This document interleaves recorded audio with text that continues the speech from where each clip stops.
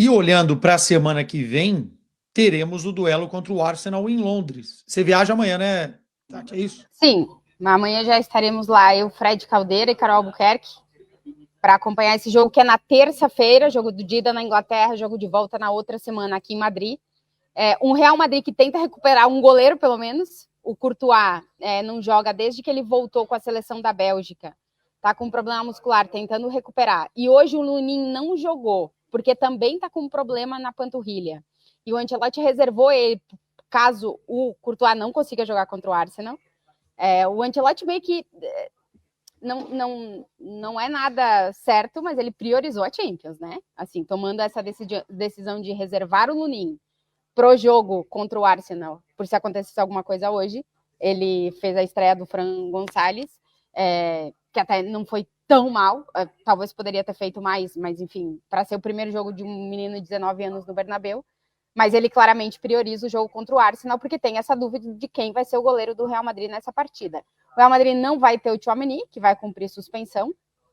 O Raul Asensio não jogou hoje para se reservar também, para se preservar para o jogo contra o Arsenal. Então, claramente, o Ancelotti entrou no jogo hoje olhando muito para o jogo de terça-feira, né? O Rudiger jogou porque o Alaba tinha jogado o outro jogo da Copa do Rei. Ele está fazendo rodízio dos jogadores nesses jogos que acabam sendo todos decisivos para o Real Madrid, né? Porque um que perde no Campeonato Espanhol já era, como é o de hoje, e na Copa do Rei, se não tivesse conseguido dar a volta no placar, estava fora também da final. Então, ele está fazendo esse rodízio. O quarteto vai estar de volta para o jogo contra o Arsenal e vamos ver o que vai ser do meio de campo. Sem o Tchouaméni e o Valverde jogando na lateral, porque não dá para jogar contra o Arsenal com o Lucas Vázquez. Hoje, de novo, o Lucas tem muitos problemas para recompor e no sistema defensivo do Real Madrid. O Valverde vai jogar por ali. Então vamos ver quem vão ser os meio-campistas. Eu fico com muitas dúvidas das escolhas do Ancelotti, porque o Camavinga não faz uma boa temporada, que era um cara que entra no lugar do Tchouaméni quando o Tchouaméni não está por ali. O Ceballos não recupera tempo. O Luka Modric hoje jogou praticamente todo o jogo, saiu no mesmo momento que o Vini, aos 75 minutos. Vamos ver quais vão ser as opções do Ancelotti, mas realmente fica muito reduzido o elenco do Real Madrid, que é muito curto para disputar todas as competições, o que a Gil falou antes, mas é meio que o que tem para o jogo contra o Arsenal. O Arsenal tem muitos desfalques, Gil. Exato, eu ia tocar nesse ponto. É a sorte, né? A sorte que do outro lado tá mais ou menos a mesma coisa ou até pior, né? Porque inclusive perdeu uma peça que é fundamental no que a gente falava, que é o jogo aéreo, tanto defensivamente quanto ofensivamente, o Gabriel Magalhães, que vai ter que passar por uma cirurgia. Ele contribuiu muitas vezes com gol, aquela jogada, né, de escanteio, ele ia muito bem naquele tipo de jogada e contribuiu com gols. Então, tem toda essa questão de do outro lado também ter vários problemas, inclusive em peças fundamentais para o time do Arteta, porque eu acredito que se o Arsenal estivesse mais inteiro, aí o problema ia ser gigantesco para o Real Madrid.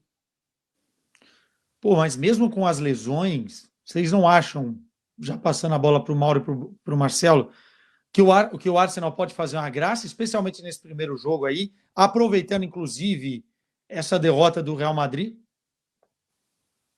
Pode, porque o Real Madrid está jogando mal, né? Assim, a sequência de jogos do Real Madrid em diferentes contextos, jogo de Copa no Bernabéu, jogos de La Liga, os jogos eliminatórios contra o Atlético de Madrid, a sequência de jogos contra o Real Madrid mostra que quando você está jogando mal, o normal é que você tenha dificuldades no próximo jogo, né? Sequência positiva, sequência negativa, você tem que conseguir virar isso, e hoje o Real Madrid não conseguiu, jogou mal mais uma vez.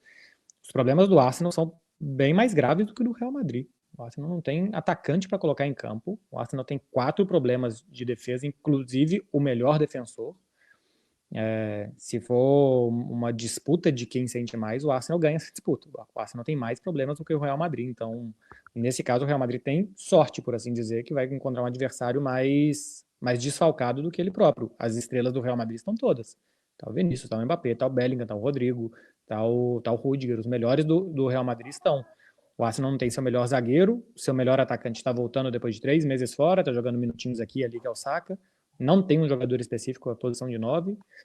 Perdeu outros defensores importantes, como o Calafiori, e também não conta com o Tomiyasu, enfim, perdeu quem seria pela esquerda. Enfim, tem mais problemas o Arsenal que o Real Madrid tem.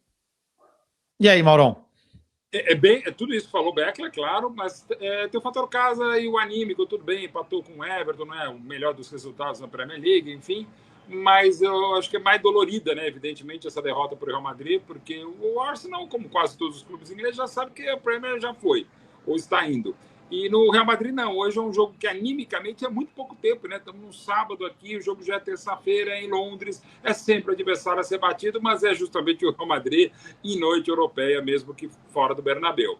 Dá uma equilibradinha exatamente pelo Hospital Arsenal, que também a gente já sabe que é assim, era com a Arsène Wenger, e tem sendo assim, não tem jeito, né? Mas eu vejo para essa terça-feira, ele já vai, para ser ainda bem Morubete, aí vai mais chances sim para o Arsenal ganhar, tipo 53% de chance para ganhar e mais equilibrado. O Real Madrid, se voltar com o empate da Inglaterra, já é um espetáculo pelas circunstâncias de desfalques e do desfalque de futebol dele. Sim, é o que a Gil falou, que a gente tem falado e é inacreditável. E insisto, o Real Madrid faz mal para o futebol mundial, sobretudo para as torcidas. Porque, assim, o torcedor de qualquer clube, eu quero um goleiro, quero um zagueiro, quero mais um reserva para a lateral esquerda. Ó, o Real Madrid também não tem, tá?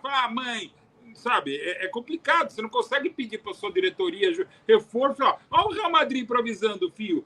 Vai com os que você tem aí. Então, fica tudo mais complicado. Mas, para mim, terça-feira, ligeiramente favorito ainda é o Arsenal.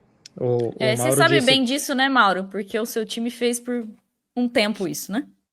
Fez um tempo, sabe, eu sei também, tenho 5 filhos, então eu sei bem o que é isso também. Eu não sou todo mundo, é todo mundo sim. O Mauro falava que o Real Madrid aceitaria o empate, né, Mauro? Foi isso que você disse. Eu acho que se der um papel para o Arsenal assinar hoje, ganhar de 1-0, o Arsenal assina. E se der um papel para o Real Madrid empatar 0-0, ele assina também. Os dois resultados levariam a coisa viva para o Santiago Bernabéu. Eu acho que tanto o Arsenal acho que aceita ter uma vantagem mínima. Acho que um 0-0 o Arsenal não quer, porque sabe que o jogo dele é o do Emirates, e depois do Bernabéu é tentar evitar que o jogo de volta seja o jogo do Real Madrid. E para o Real Madrid, se nada acontecer, tá excelente. Se nada acontecer essa semana, se ele tiver uns 10 dias para colocar a casa em ordem e jogar melhor depois em casa, com todo o que é o seu estádio na Liga dos Campeões, para o Real Madrid acho que está de excelente tamanho.